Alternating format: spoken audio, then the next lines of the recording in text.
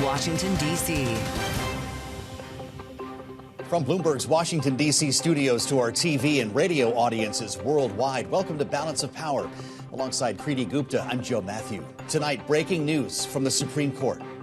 The news tonight that the highest court in the land will fast-track a challenge to the president's tariff policy, a case that will have worldwide implications. And we have our Bloomberg reporters on hand to dive into it all. Plus, a massive payroll revision makes the case for a Fed rate cut. The latest numbers from the BLS that show the largest benchmark revision on record. The data released just this morning, days before the Federal Reserve Board meets. When we speak with Republican Congressman Mike Lawler of New York. Also tonight, Israel stepping up its attacks against Hamas, conducting a strike against senior Hamas leaders in the Qatari capital of Doha. Qatar's prime minister calling it a pivotal moment for the region and issuing a warning to Benjamin Netanyahu while the president issues fresh reaction just moments ago. We'll have more on the attack and the implications for Israel's relationship with the U.S. And much more when we speak with Democratic Senator Chris Coons. In the meantime, pushing back on the Epstein birthday letter reveal. The president did not write this letter. He did not sign this letter. And that's why the president's external legal team is aggressively pursuing litigation against the Wall Street Journal, and they will continue to. The White House responds to the latest Epstein document disclosure, this time the letter to Epstein for his 50th birthday, reportedly featuring a note and signature from the president. Why Trump is calling it a, quote, dead issue, and more coming up. But we begin tonight with breaking news from Washington that crossed just a short time ago. The Supreme Court saying it will decide whether the bulk of the president's tariffs policies are in fact illegal. Now, the court agreeing to fast-track the case after a challenge to the president's signature economic policy played out through the lower courts. It's set to be a major hearing that is certain to have worldwide financial and political implications as nations around the world and private business remain on high alert for any certainty on the issue. Our very own Laura Davison is here in our D.C. bureau for more, as well as Mike Mckee joining us from World Headquarters in New York. But Laura, we've got to start with you. Just walk us through what we know. So we know that the Supreme Court is scheduled to hear this in November, which could mean that they are going to fast track this decision, which means that businesses and countries could get a lot more certainty than having to wait till the next Supreme Court cycle of decisions, which, tend to, the big ones come out at least in the summer. This covers essentially all of those Liberation Day tariffs. So those are the tariffs that are on specific nations. It does not cover things like steel, aluminum, those sectoral tariffs. But this could have massive implications. If the Supreme Court decides they are not legal, then there is the big question of what happens to all of the tariffs that have been paid over the past several months. These are, billions of dollars, and getting that back to each company could be a monumental task. So rebate is where you're going in that world. Can you tell our listeners and viewers tonight, Laura, that will be the end of this story, that there'll be a final up and or down on tariffs coming out of this White House, or will the administration simply be able to rewrite the cause or the reason for the tariff and start this all over again? It is very likely that they will go back to the drawing board. The White House has said it is already looking at other authority to pull. They tapped this sort of emergency declaration, but they have other ways that they may be able to go about that. It may not be the same size and scope of tariffs, but Trump has committed to tariffs as his signature policy issue. He's not going to back down just because of one Supreme Court ruling that doesn't go his way. Yeah, fascinating. Bloomberg's Laura Davison with breaking news this evening. Thank you, as always, Laura, as we turn to the other big economic news of the day today. Major payroll revision coming from the Bureau of Labor Statistics. In fact, showing the job market was far less robust than previously thought. The new estimate from BLS showing the number of people with jobs in the year that ended in March was 911,000 fewer than previously reported. It's something the White House says vindicates the president's stance against recent BLS data. Here was White House Press Secretary Caroline Leavitt commenting on the new data earlier today. This was one of the biggest revisions in absolute terms in decades. In the benchmark year, March 2024 to 2025, shows that the job growth was vastly weaker during the Biden administration than ever previously reported. Between this revision and last year's, job growth was actually overstated by approximately 2 million jobs. And the Biden administration stood up here and vouched for that data and told you that data was real. And when President Trump calls into question the veracity of that data, like he did before he took the oath of office and even now as president of the United States, he was ridiculed for that. Bloomberg's Michael Mckee at Bloomberg headquarters with us now live from New York with more on this news coming out of Washington today. Mike, this is fascinating. If you could put the revision in perspective for us, it would be a record if, in fact, this ends up being carved in stone. and the fact that it will likely bring President Trump everything he wants, right? Vindication over firing the BLS commissioner and also a reason to cut interest rates. Well, it might give him some of what he wants. It's not going to give him vindication over firing the BLS commissioner because it's not the data that's a problem. And we can talk more about that. But basically, this may not stand either. In the last 10 years, almost every single year, we get these preliminary numbers, and they get revised higher. Last year, 818,000 jobs were thought to be lost at this time. And then by the time we got to the final number in January, it was only 589,000. So at this point, we are expecting it to be revised down. It's still going to be a large and significant number, about 76,000 jobs less each month in that year that ended in March. But also that represents just 0.6% of the number of jobs that we have. So while it is the largest miss we've had in many years, it is not a huge, huge error.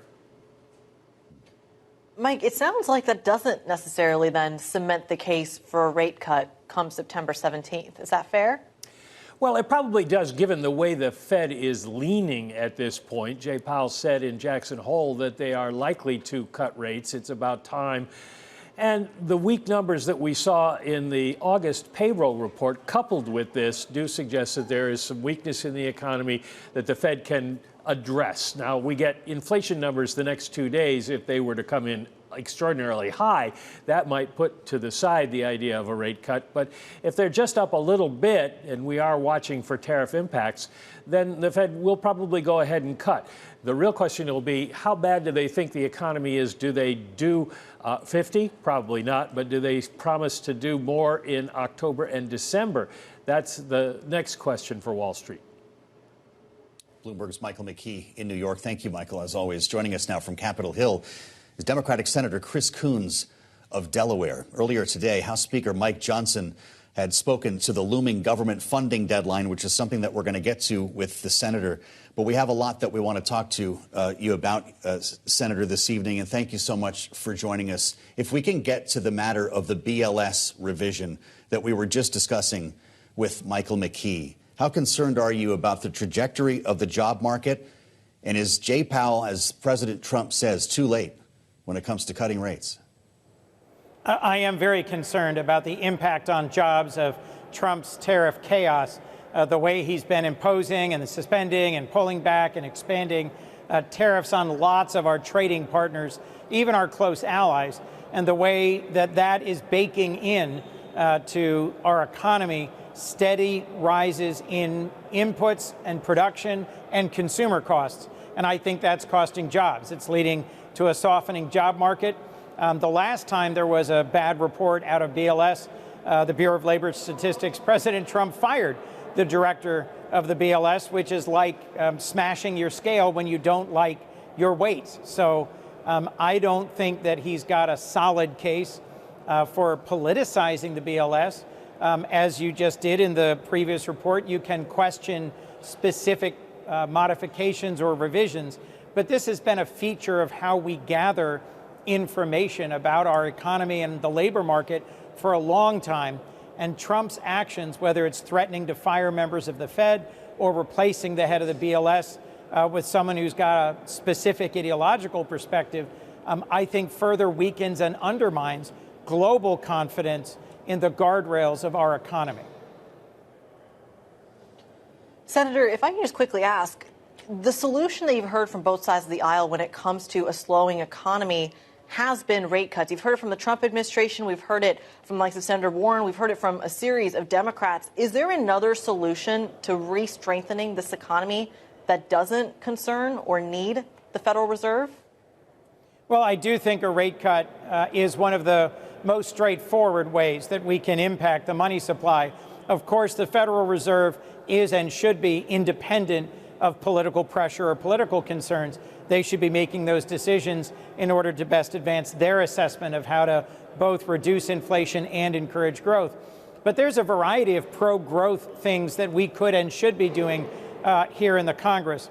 What the Republican majority in the Senate did earlier this summer was explode the deficit by dramatically extending tax cuts to the wealthiest and the most profitable companies. Instead of doing a more targeted middle-class tax cut, we could have done a tax cut that would help small business, that would help employers, that would help with investment in human resources, in training and upskilling. Instead, it was a budget-busting, deficit-exploding, massive tax cut. Senator, I want to change topics to something that is important to you from your perch on the Foreign Relations Committee and, of course, as a sitting senator. Developing in the Middle East, where Israel's unprecedented attack today targeting Hamas leadership in Qatar is escalating tensions now that were already, of course, tense over the war in Gaza. Qatar is calling the strike a flagrant violation of international law and that it will not tolerate this reckless Israeli behavior. This is Qatar's writing here, and its continued tampering with regional security, unquote. Israel's Prime Minister Benjamin Netanyahu is defending the attack while also calling it a wholly independent Israel operation. The White House says the attack does not advance U.S. goals in the region, and I just want to play for you what the White House press secretary Caroline Leavitt had to say. This is the message from the administration. Listen. The president views Qatar as a strong ally and friend of the United States and feels very badly about the location of this attack. President Trump wants all of the hostages in Gaza and the bodies of the dead released, and this war to end now. President Trump believes this unfortunate incident could serve as an opportunity for peace. The president also spoke to the Emir and Prime Minister of Qatar and thanked them for their support and friendship to our country. He assured them that such a thing will not happen again on their soil. Senator Coons, the White House says they did get a heads up on this. There's reporting, though, that the jets were already in the air and that the White House had to inquire about where they were going. When asked further, the missiles, they were told, had already been launched. Does this administration have any leverage over what's happening in the Middle East? They do, and they should be exercising it more forcefully in this instance. Look, it's rare, but I'll agree with Caroline Leavitt's statement that this attack against Hamas leaders in Qatar doesn't advance American interests or Israeli interests because our shared interest is in securing the release of the hostages. And the folks who were attacked were directly involved in negotiating the release of the remaining 20 living hostages and the remains of the others. It's important to remind viewers that Hamas is responsible for this brutal war in Gaza, that it was their attack on October 7th that has led to an awful lot of violence and suffering. But for far too long, there's been innocent Palestinians suffering as a result of this ongoing conflict. It is long past time for this war to end, for the hostages to be released, for humanitarian aid to go in, and for there to be progress in the region. Some viewers may not realize the United States has a major military base in Qatar and a significant number of American service members. That might have led President Trump to expect an advance warning before a military strike on Qatar. Senator Coons, my question to you is twofold. One, is there a congressional response to this? And is this something that, at the end of the day, we should be worried about when it comes to the relationship between the United States and Qatar? Look, this will strain the U.S.-Qatar relationship. It will strain the foundation of regional security, the Abraham Accords that were negotiated under Trump's first administration. The progress towards ending the Arab-Israeli conflict and advancing recognition between a variety of Gulf states like Saudi Arabia and Israel, that path was open. I'll remind you, at the beginning of the year, as President Biden handed over the reins to President Trump, there was a ceasefire in Gaza. Hostages were being released. Humanitarian aid was flowing in, and there was a possible path towards Saudi-Israeli reconciliation and a security deal. We are very far from that today, and I think this strike pushes us even farther. Senator, I have to ask you in our remaining moment, it's something that I mentioned on the way in, and I'm wondering what your thoughts are on another possible government shutdown. We have fewer than a dozen legislative days, I understand, to work this all out. There's a week with the holidays coming up as well. And I know Democrats feel burned when it comes to rescissions. Are we about to shut down? I certainly hope not, but this is a Congress controlled by Republicans, both in the Senate and the House and the White House. I'll remind you, the longest shutdown in U.S. history and the last shutdown happened under President Trump's watch in his first administration when he was literally cheering on a government shutdown. It lasted 35 days. It hurts the United States at home and abroad. It hurts government contractors. It hurts federal employees. It hurts our security and our reputation. So Republicans should be coming forward with responsible proposals that Democrats can embrace and keep this government open. But if past is prologue, the rescissions they've moved forward, the ways they've already cut spending on lots of valuable programs that Americans count on, from cancer research to weather predictions to education programs to local law enforcement and police programs, the cuts they've already imposed show a really bad direction. It's good to have you back, Senator. That's Chris Coons of Delaware. Thank you. Thank you for the insights and happy birthday. Coming up, Oracle surging on its cloud infrastructure outlook. Earnings report just landed. We'll have more on that coming up in tonight's Power Moves. And we're live from Cupertino after Apple's hardware announcement today. You hear about the new phone, the watch? We'll have much more on that when Ed Ludlow joins up ahead on Balance of Power on Bloomberg TV and radio.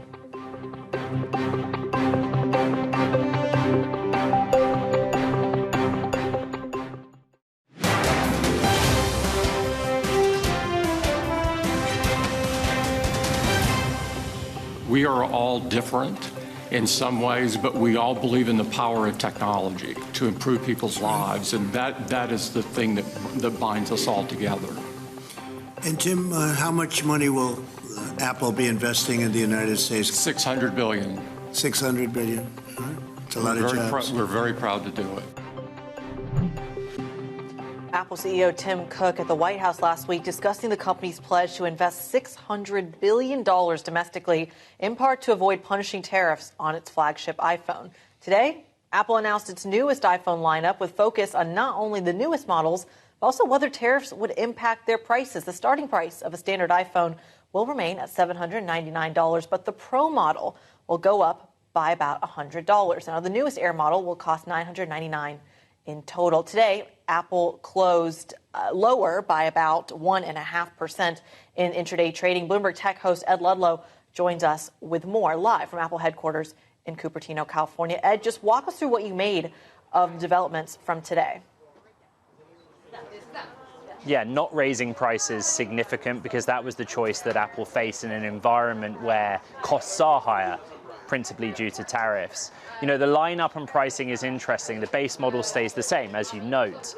The iPhone 17 Air at $999 is somewhere in the middle, but comes with a surprising amount of technology that you will find in the more expensive variants while having some limitations. And to address one thing you said, yes, the Pro model is $100 more expensive than its predecessor of a prior generation, but comes with double the storage as standard. That was very interesting. You know, the iPhone 17 Air is the focus because it's the most substantive hardware innovation that Apple has made for some time on the iPhone, 5.5 millimeter thickness. Samsung came out earlier in the year with an ultra-thin phone, and in both cases, the market sees that it is a precursor to a foldable phone in Apple's case. But it's worth noting that the competitive threat is out there to Apple, and the stock being down 1.5 percentage points. I've gone back through every iPhone day in history. It is often a sell the news event, but as we've discussed all day long on Bloomberg Television, if the handset's well received, you do tend to see the stock rally 30, 60 days or beyond that post-iPhone launch event. It really depends how this shows up in the earnings for this current period, the fiscal fourth quarter. Ed, thank you so much for your reporting today. Bloomberg's Ed Ludlow at Apple HQ in Cupertino. We thank you. And for more, we turn to today's Power Moves with Bloomberg's Romaine Bostick, who joins us live from World Headquarters in New York. Romaine? Yeah, and I want to pick up where Ed left off because big tech is actually leading the charge on the day and most likely tomorrow as well. Oracle, the biggest gainer in the after-hours trade, up 27% right now. This after reporting earnings that not only beat expectations, but the company is saying that this sort of newfound interest in its data software business because of the AI infrastructure build-out is completely transforming this company. Here are the numbers, Joe. This is a company whose cloud infrastructure unit, this is the main unit that helps to build out these data centers and AI infrastructure businesses. $25 billion in revenue in the most recent fiscal year. It expects the current year that number will rise to $32 billion. And then that will double, more than double, the year after that to more than $70 billion, and then surpass $100 billion in the year after that. That is phenomenal growth for a 50-year-old company that just a few years ago was, if not in decline, was certainly in stagnation when it came to revenue growth. But of course, the advent, or at least the public debut of ChatGPT about 3 years ago, really did change the game. You see Oracle leading the charge, but Nvidia is higher. AMD is higher. Coreweave is higher. Also, a lot of the power companies out there, like Bloom Energy, also moving higher on this, a ratification that this AI trade and the massive amount of spending going into it, at least for right now, is not actually going to end. We should point out that conference call underway right now, the company providing guidance, further guidance that is largely in line with expectations. But if that 27% pop in the stock holds tomorrow, that would be the best day for Oracle shares since 1999. Pretty remarkable to think of Larry Ellison standing there with Donald Trump at the White House. I guess it was the beginning of something, wasn't it, Creedy? Yeah, absolutely. I mean, Romaine, just weigh in here very quickly. Is this outperformance we're seeing in tech, how many times have Wall Street and our viewers called the top of that?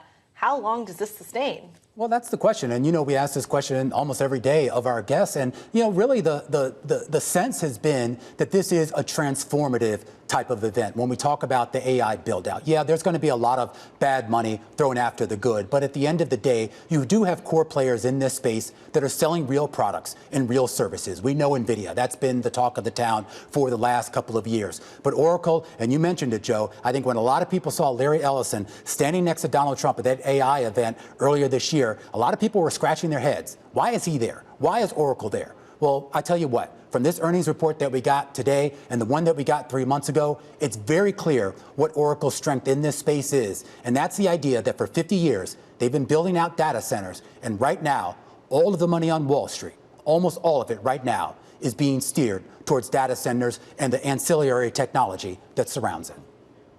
What a story, Romaine. I have to ask you quickly while you're with us about this breaker. About an hour ago, the Supreme Court will review the president's tariff policy on a fast-track schedule. Is this something that Wall Street is focused on, or call me back when it matters? I think it's call you back maybe when it matters, Joe. We're talking about a market that has largely priced this in. We'll see if the Supreme Court changes the game. Remember, for markets, the biggest sort of potential benefit would be the money that could potentially be returned to some of the companies that have already had to pay into those tariffs, and that could be a positive. All right, Bloomberg's Romaine Bostick walking us through some of the market moves today. We thank you so much. Now, earlier today, Bloomberg's Tyler Kendall spoke with Republican Senator Markwayne Mullin of Oklahoma on the Department of Interior halting wind development in his state of Oklahoma. Take a listen. When you see moves and messaging from the administration that's geared away from wind power, does that raise any concerns for you when it comes to U.S. economic growth? I'm going to push back and say you don't see that they're anti-wind. They're anti-choosing wind over fossil fuels. They want energy to compete on a level playing field. All energy should be looked at the same. We're not anti-wind. We're not anti-clean energy. We're not anti-solar. It's just saying the favorable treatment that you're receiving over other generation power is not accurate. That was Bloomberg's Tyler Kendall in an earlier conversation with Republican Senator Markwayne Mullin. We'll have a lot more coming up ahead on Balance of Power, including what the White House is now saying about the president's reported signature on Jeffrey Epstein's birthday card, the note inside the book that we talked about yesterday. We'll have a lot more ahead. Stay with us on Balance of Power on Bloomberg TV and radio.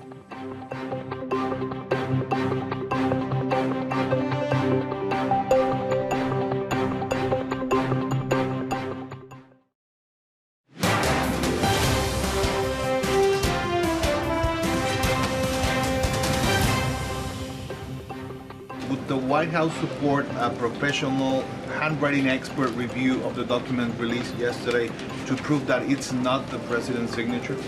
Sure, we would support that. And in fact, I have already seen many forensic analysts of signatures coming out. I believe it was the Daily Signal that published a piece with 3 separate signature analysts who said that this absolutely was not the president's authentic signature. And we have maintained that position all along. The president did not write this letter.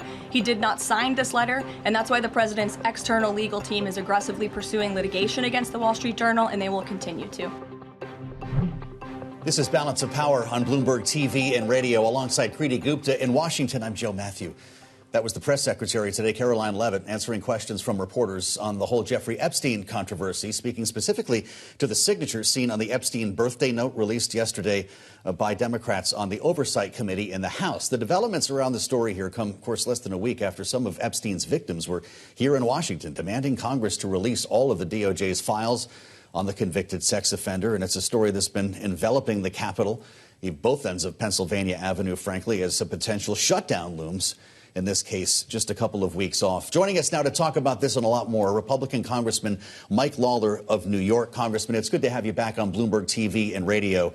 I don't want to make this a whole conversation about Jeffrey Epstein, but it's been hard to ignore this whole thing, and the White House was talking about it a short time ago. I can only assume that you've seen this note that we're talking about. Does it raise the stakes? Will you sign off on the discharge petition in the House? Well, first of all, last week I voted for the rule that directed the Oversight Committee to continue to release these documents. The reason these documents are coming to light is because the Republican majority has moved forward with these subpoenas. Now, the question to me is this about justice or politics? From my vantage point, if there is anyone who committed a criminal offense, anybody who engaged in human trafficking, anybody who engaged in sexual exploitation of women or children, they should be prosecuted, period. And so the question here to me is, are these documents that we're seeking to be released, is it for the purpose of justice for these victims, or is it for the purpose of politics? Some of my colleagues who for 5 years said nothing about this matter at all, seemingly now can talk about nothing else. From my vantage point, if anybody committed a crime, if anybody was involved in furtherance of Jeffrey Epstein's crimes or Ghislaine Maxwell's crimes, they should be prosecuted. That is what the focus should be about with respect to justice for the victims, not politics, which unfortunately is what this seems to be about. Congressman Lawler, when it comes to the president, though, do you think he needs to be providing clarity, if not for the Republican Party, for the American people? Look, it's clear the president had a friendship with Jeffrey Epstein years ago. That friendship spectacularly blew up. The president stopped all communication with Jeffrey Epstein. That has been well documented, well reported. The president himself has said as much. I think with respect to this letter, the White House has put out their statement. I'll refer you to them. But the fact is, from my vantage point, again, is this about justice or politics? For some of my colleagues, this seems to be about politics. Because if they were serious about justice for these victims, they would have been demanding this information 5 years ago. They would have been demanding that the Biden DOJ, who had all of this information for 4 years, prosecuted others who engaged in the sexual exploitation and human trafficking of women and children. So if that's what this is about, then we should focus our effort on that. We should be demanding the Justice Department move forward with indictments. But if it's about politics, which unfortunately is what it seems to be about for most of the press and many of my colleagues in Washington, I don't see how that serves the American people.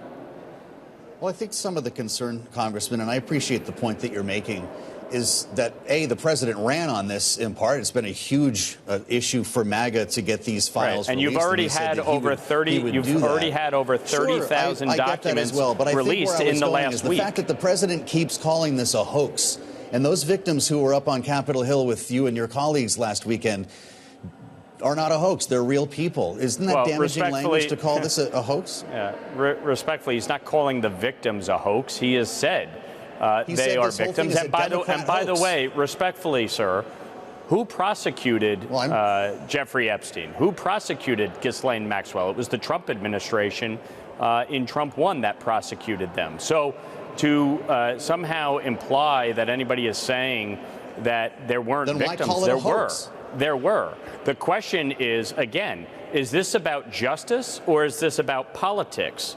You're spending an awful lot of time on this. You're spending an awful lot of time on this without actually having any credible evidence of a crime. They're offended by this, so let me ask you a question. To acknowledge them so let me as ask real you a people. question.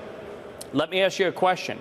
What crime are you don't have alleging? to ask me the questions. I want to know if you're going to sign the petition, Congressman. What crime are you alleging has been committed? What crime? I'm not alleging anything. I'm asking you if you will sign the discharge petition that your colleagues wrote in a series of Republicans. Why are you yelling over me, Congressman? Why can't you just answer the questions? The information is being, well, respectfully, the information is being released. You had over 30,000 documents that have been released in the last week. Have you taken the time to go through all 30,000 of them? Since you're very concerned about the information of those documents, based on the reviews. Yeah. Well, look, you can try to accuse us or imply what you want here, Congressman, but let me ask you a question. So you're going to interview me now about the Epstein documents. I'm assuming that you're not going to sign the discharge petition is what you're saying, right? How could my colleagues Are you going make to sign the discharge petition, Congressman Lawler? How could my colleagues make a statement that 97% have already been released within the span of those documents being released when half these people can't even read a 1,000-page CR? But they took the time to go through 33,000 pages. I'm asking you. Well, you're I don't know, asserting. You'd have to you're ask your asserting colleagues. the statement. You're asserting the statement that the Democrats put out. You just reasserted it on national television. Have you taken the time to go through the 33,000 documents or no? The answer is no. I'll assume that you're you not and I going to both know sign that. the discharge petition, You and I Congressman. both know that. So if you want to arrange an interview with one of us, we'll do that anytime that you'd like, sir. But I appreciate your answering our questions. The documents are being released, okay? You've had over 33,000 documents released, including yesterday, from the estate, from the Epstein estate. That is a result of Congress's work. So to sit here and say that we're not releasing the documents, we are. They are actually being gone through. You know why? No one said you know that, why? Congressman. Because I asked you about only justice. if you were going to sign the discharge petition. So you can't answer that question. The discharge petition is entirely political. The documents are being released as we speak. You're literally talking about documents that were released yesterday, were you not? So how do you think those documents came to be? It's not because of the discharge petition. It's because of the work being done by the Oversight Committee. So maybe if you're serious about justice for the victims, if you're serious about making sure that anybody who committed a crime is prosecuted, then you should focus on the actual substance of it and not sit here and play political games. So you're not going to sign the discharge petition, I guess. Could you tell us if the government's going to shut down at the end of this month? Is it something you're worried about? I'm glad you're actually focused on something like that, which really impacts everyday Americans. So the fact is that, as I've said over and over and over, a government shutdown is unacceptable, okay? And when I was in Congress last year with a Democratic president, I voted to keep the government funded and open. My Democratic colleagues, starting with Chuck Schumer, need to keep the government open. This isn't a time for games. It's not a time for trying to negotiate for some big deal. The government needs to stay open. It requires passing a short-term CR, and they should support that. Every single Democrat should be on record in support. Just last Congress, every single Democrat supported clean CRs. So I don't know what would have changed except the president. Congressman Lawler, where are you when it comes to rescissions packages for money that's already been distributed? Is that something you can sell in your district? Well, what happens with the rescission package is that the administration brings it forward and Congress will evaluate it. So we did that on one with respect to some of the USAID projects, and we voted in favor of rescinding those expenditures. That is the lawful process. So that is what we followed. If the administration comes forward with another package, we'll evaluate it. Curious about, Congressman, the idea of extending Obamacare subsidies that are set to expire at the end of this year. This has become, at least over the past couple of days, from what we're hearing, the potential path to a deal with Democrats, that this might, in fact, bring everybody to the table. Is it something that you would sign on to if it meant funding the government beyond this month? Well, I've already co-authored legislation to extend the premium tax credit by a year. This was something that was put in place during COVID to help families, obviously, at a critical moment when it came to health care. This is not something that should stay in effect long term, but it is something that we need to smartly transition out. And so we want to extend it by a year to give a process by which this can be appropriately phased out over time. But certainly as part of any agreement, it needs to be done by the end of the year. And that is something that I support and why I introduced legislation along with my colleague Jen Kiggins and many others to do that. Congressman Lawler, I'd like to talk about the foreign policy developments of the day. There has been an Israeli attack on Doha, one that the president has posted to Truth Social suggesting that Israel had warned the United States that that was going to happen. In the fallout of this event, are you concerned at all about the relationship between the United States and Israel, but also the United States and Qatar? Look, the leadership of Hamas has been living in Qatar for years. They have been given every opportunity throughout this conflict to agree to the terms of a ceasefire, to release all of the hostages. And we are approaching the second anniversary of October 7th, and that has not happened.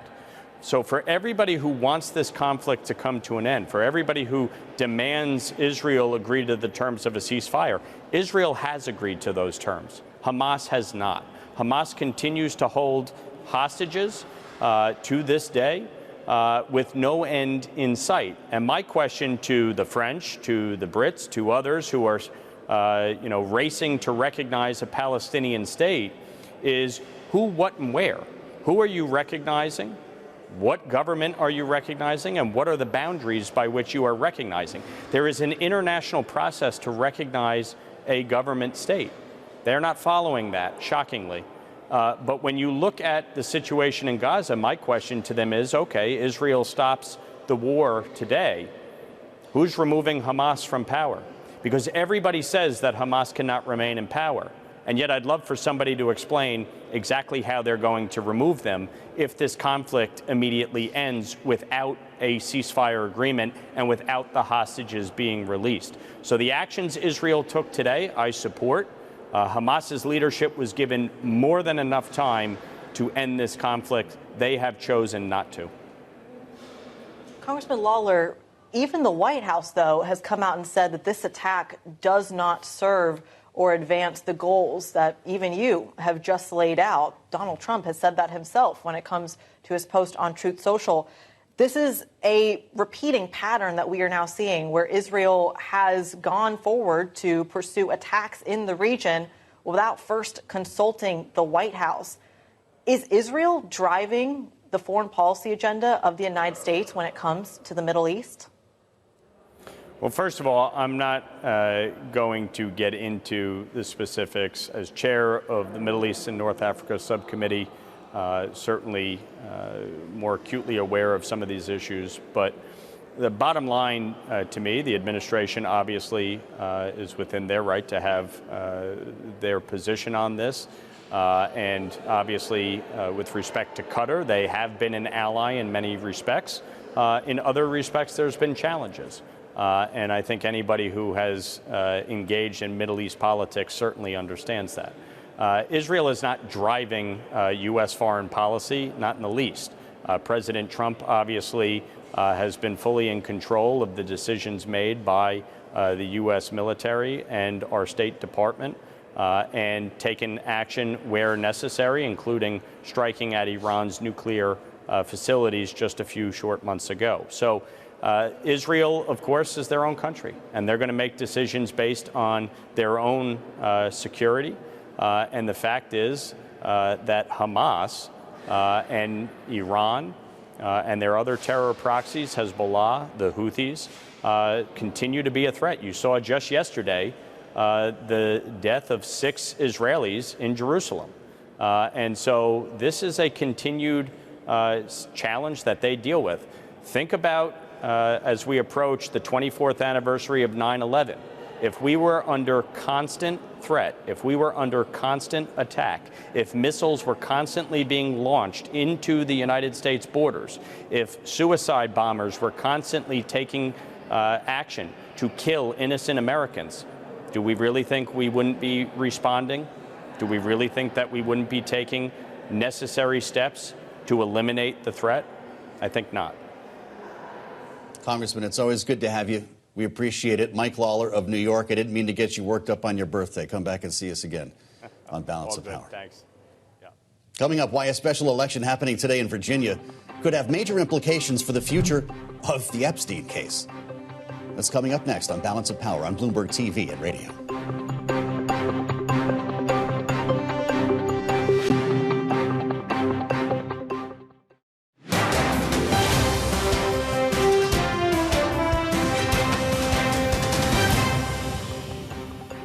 It's Balance of Power on Bloomberg TV and radio. Alongside Kriti Gupta, I'm Joe Matthew. Thanks for being with us. Tonight, Virginia voters will choose a congressional candidate to succeed the late U.S. Representative Jerry Connolly in a critical special election. Democrat James Walkinshaw going up against Republican Stuart Whitson for the seat in what is seen as a reliably blue district just outside of Washington, D.C. The Republicans' thin edge in the House of Representatives could grow even thinner as a result tonight, ahead of major legislative priorities like looming spending bills, which may result in a government shutdown. We've established that this hour. As well, the potential release of the Epstein files. Joining us now with their reaction to this and a lot more today, this evening's political panel. Megan Hayes, former special assistant to President Biden, is our Democratic strategist, alongside Republican strategist Ashley Davis, partner at S3 Group. It's great to have both of you with us here. It would be somewhat ironic, wouldn't it, to have a special election in Virginia today, Megan, and another later this month in Arizona. Give Democrats 2 more bodies in the House. The discharge petition then moves to release the Epstein files. Will it be Democrats that make this happen? I think that that's what Congressman Kama is definitely counting on. I think that there's a very good chance. It looks like the Democrats going to win, and Jerry Connolly's old seat is former chief of staff running. So I do think that's going to go reliably blue. Arizona, obviously, we're not there yet, so time could tell. But I do think that Democrats are very much counting on those 2 seats. Ashley, weigh in here. Does Megan have it right? Do you agree? Oh, yeah, absolutely. I mean, I don't think Republicans think there's any way that we're going to win these 2 seats. They're traditionally Democrat seats. So we go back to really Republicans just having a 2-vote majority in regards to getting their issues passed. And so that's really going to be impactful when you have the CR coming up at the end of the month, as you've talked about all evening, but as well as both of the discharge positions, whether it's the stock ban for some of the for all of the congressional members or the Epstein files. So it's going to be, Speaker Johnson's good, but it's going to be hard again. Megan, what did you make of our conversation with Mike Lawler? Before we let go of the third rail here for a moment, I'm just curious what you made of that reaction, because it's getting chippy up there. Republicans say Democrats don't care about the victims, and you know what Democrats are saying about Republicans, and namely President Trump. So I think it's interesting. I think 2 things need to be said here. One is that the Biden administration did not ask for the Epstein files to be released because Ghislaine Maxwell has an active appeal in front of the Supreme Court. So it wasn't like the Justice Department was going to look for things to release. That is the due process, the rule of law. You're not going to start releasing files to impede her judicial process. That is her right. So I think there's that point that needs to be made. But also, I think it's really interesting because the Democrats aren't the ones that wanted these files released. It was their own base that has been calling for this. They're the ones that have been calling this a pedophile ring for Democrats for many years, not just Epstein, but many different things, as we saw in 2016 with Comet Pizza here in Northwest D.C. There's been a lot of these types of conspiracy theories. So it's really interesting now that they're trying to make it on Democrats. And I just think it's falling flat with the American people because that press conference last week, that put faces to these victims, and that put their stories out there. And it's now a lot more challenging for people to look at them and say, this didn't happen, when you have all of these women standing out there. Ashley, is there a way out of this when it comes to what the president can do? Oh, gosh. I mean, it's kind of mind-blowing because, well, first of all, I do agree with Megan for sure. I mean, this is what happens with, when conspiracy theories happen. You expect something maybe worse than it is. Obviously, there was tragic stories, and agree 100% with the victims. But here's what I think with Trump himself. I don't know why he would lie about the birthday card or whatever it is, because, I mean, this is a man who was indicted 4 times and convicted of felony 34 times, besides all the other stuff that he's had against him. I mean, like him having a birthday card that's kind of off color is not like the worst of his issues. So I'm having trouble understanding it, to be honest with you. But the problem is it's not going away. And Megan's exactly right. This is about the base. This is our base that's calling for this.